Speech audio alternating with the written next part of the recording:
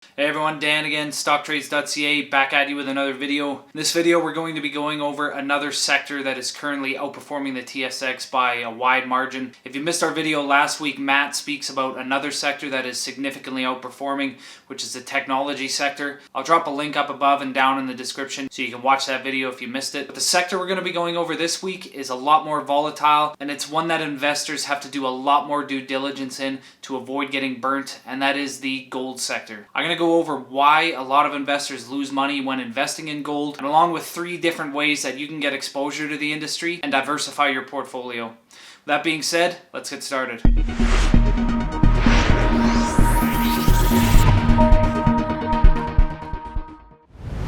So what exactly is going on with gold right now? As of filming this video, we're sitting at just over $1,700 an ounce, and we haven't seen prices like this in almost a decade. The last time we saw gold at these price levels was in 2011, where it broke $2,000 an ounce and subsequently crashed after that. The Fed is pumping a lot of money into the system right now, and as such, the price of gold is not only being supported, it's being vaulted. In fact, the Bank of America just stated that they've raised their guidance on the metal from $2,000 an ounce to $3,000 an ounce in 2021. This marks a near 100% increase, and a lot of investors are trying to get exposure to the industry right now to take advantage of these potential gains. So why do so many new investors lose money when looking to gain exposure to gold? Well, it's actually pretty simple. As the stock market crashes, investors tend to flock to gold, and as such, the price goes up. But the thing is, especially in a situation during a market crash, often the market has to crash before the price of gold starts to go up. We have investors selling at a low in the stock market to take advantage of a climbing gold price. Now this in and itself is not a bad thing. The main problem is most investors can't take the emotional aspect out of investing. So what will happen is the stock market will hit a low and start to bounce back, and as such the price of gold may temporarily stall over the short term. These investors get worried that they've now missed the bottom of the market. They sell their exposure to gold as it's falling, losing more money to buy into a market that's recovering. They end up in a perpetual cycle of selling the stock market at lows to buying gold at peaks, and selling gold as it's falling off its peaks and buying into the market as it's recovering. So in the end, what is the solution? How can you invest in gold and stand to earn money from it? And the answer to that is to always have exposure. Will your gold stocks underperform during extreme bull markets when gold is trading at lows? Yes, there is a possibility. But when the market is down and gold is going up, these stocks will outperform. Stop trying to time the market and instead just hold exposure to gold at all times. Now, besides the obvious buying of gold at peaks and selling once it starts to drop off, the next mistake investors make is purchasing gold stocks that are way too volatile. These are hard companies to analyze, and these are companies that can swing wildly in price dependent on the price of gold. The emotional toll that commodity prices have on investors, regardless if it's the gold industry or the oil and gas industry, leads them to make massive mistakes. Stocks that rely on commodities like this are going to be more volatile, as we've witnessed with oil stocks recently, and much like gold stocks now, where the prices have ran up significantly. The fact of the matter is, making short-term decisions based on wild price swings in a company's stock price due to a falling commodity could be a huge mistake. And with that being said, let's go over 3 ways you can gain exposure to gold. The first being through an ETF. So the process of buying physical gold is often quite tedious, and a lot of investors really don't know where to begin. You need to physically buy the gold, and you need to pay someone for storage. So the easiest and most accurate way for Canadian investors to get exposure to physical gold and track it as close as possible is the iShares Gold ETF. Now there's 2 options you can use for this ETF. There's one that is hedged to the Canadian dollar, which is CGL, and there's one that's not hedged, which is CGL.C.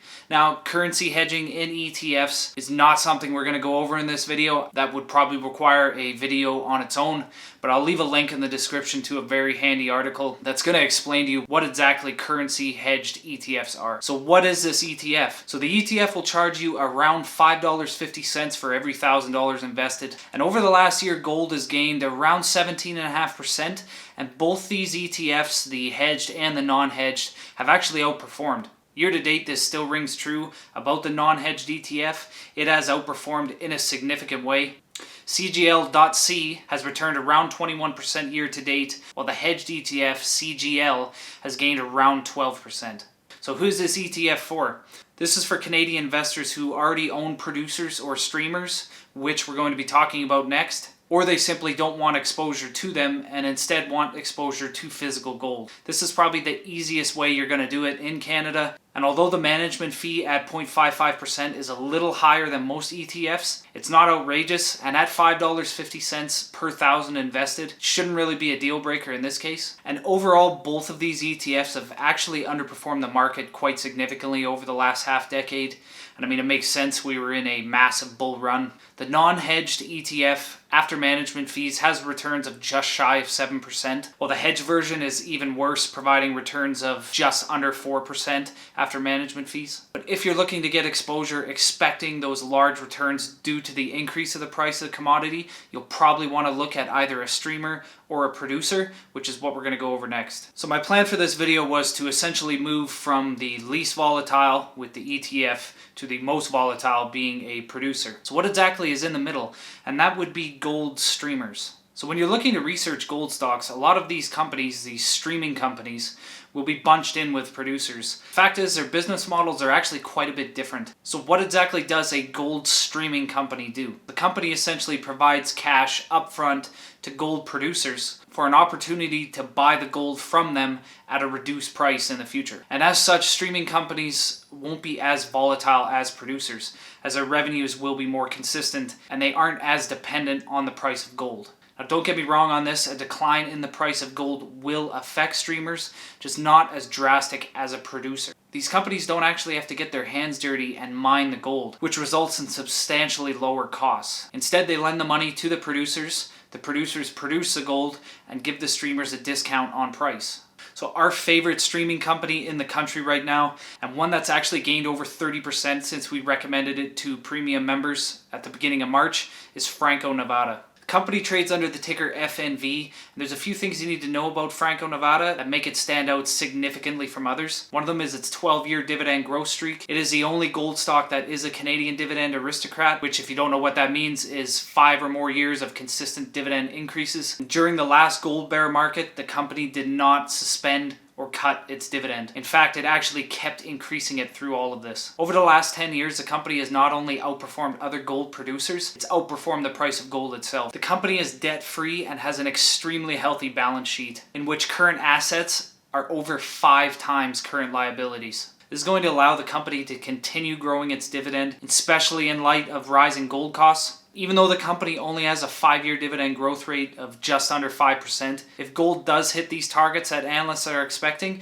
we'd expect it to increase. So all in all, if you are looking for exposure to gold, but want a little more upside potential than the ETF I provided before, streamers provide a great way to gain exposure. With that being said, let's move on to our third and final way of getting gold exposure, and that is to buy an actual producer. Hey everyone, quick break before we get back to the video. If you're liking it, head down below, like the video, subscribe to the channel, drop us a comment. What do you think gold's going to do in the next couple years? How are you gaining exposure? Did you have exposure to gold before all this began? Has actually reduced the overall losses in your portfolio? We love hearing about it and we want to know. Let's get back to the video. So moving on to our third popular way to get exposure to gold, quite possibly the most volatile, is investing in actual gold producers. So why is it so critical that you know how to evaluate gold producers prior to purchasing them? The fact is, their business models are quite complex, and there are a lot of different factors that come into play that can really affect a company's top and bottom lines. Take for example Oceana Gold. Its mine in the Philippines right now is essentially shut down due to a dispute with the Philippine government. So the first thing you want to look for in producers is the fact that they operate in reliable jurisdictions. It's a possibility that regulations can be changed anywhere, even here in Canada. But the fact is, there is jurisdictions that are less susceptible to changes that could have a drastic effect on a company. Secondly, those jurisdictions can have a large play on one of the more popular metrics when analyzing gold stocks, and that is AISC, or all-in sustaining costs. This is similar to an oil company in the fact that it costs them a certain amount of money to get the oil from the ground to sale. All-in sustaining costs with gold companies can vary wildly, and you want to look for companies with low costs.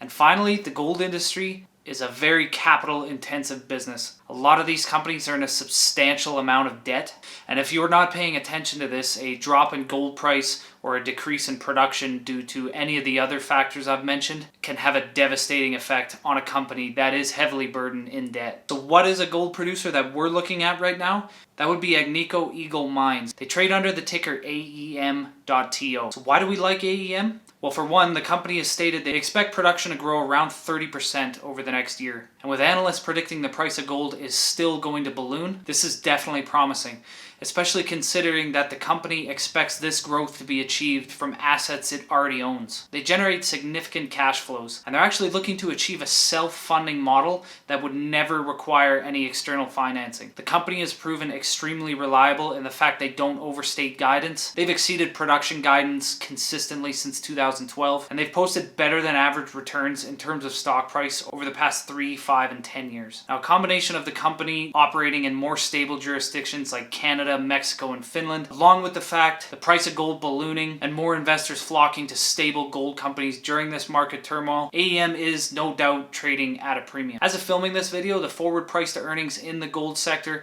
is in the 20 times to 25 times earnings range, whereas AEM is trading at about 52 times forward earnings. To go along with that, the company is trading at nearly 3 times book value, while the industry average is just over 1, and around 5.6 times sales. Now, there is no doubt that gold companies who have produced in the past, like AEM, that have outperformed the industry over the last decade are going to be more popular and are going to be purchased by investors more often, with investors flocking to gold companies in light of these massive gold predictions. All in all, if you're looking to take the highest risk route and invest in a gold producer, we can't stress enough how the easy money is gone from this industry. Back in early March, due to the overall crash, this left these companies trading at extremely low valuations. But that just isn't the case anymore. Gold stocks have roared back, and most now are trading even higher than they were pre-crash. But we can't stress enough that these gold price predictions are just that, predictions. So throwing money at an extremely volatile producer right now could result in significant losses. So that is why it's absolutely imperative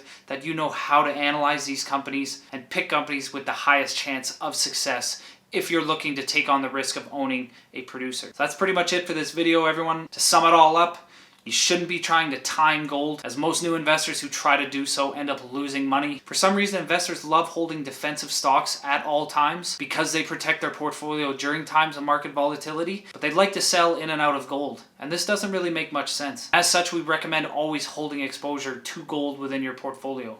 Hope you liked the video, subscribe to the channel, like the video below, and we'll see you next time.